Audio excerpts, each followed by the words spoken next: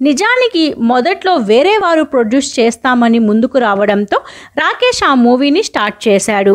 కానీ కొన్ని రోజులు షూటింగ్ అయ్యాక వారు చేతులు ఎత్తేశారు.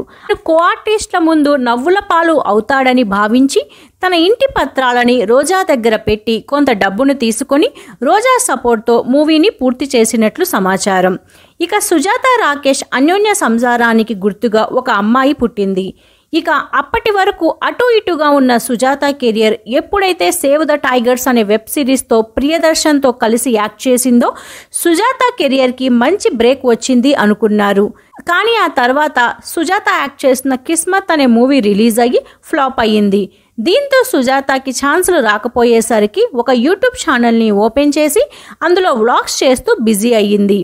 ఇక ఇప్పుడు కేసీఆర్ మూవీలో సుజాతని సెకండ్ హీరోయిన్గా చెయ్యడం మరియు తన భర్త రాకేష్ ఈ మూవీకి అటు ప్రొడ్యూసర్గా ఇటు స్టోరీ రైటర్గా హీరోగా చేయగా వీరి హోప్స్ మొత్తం ఈ సినిమా మీదే ఉన్నాయి.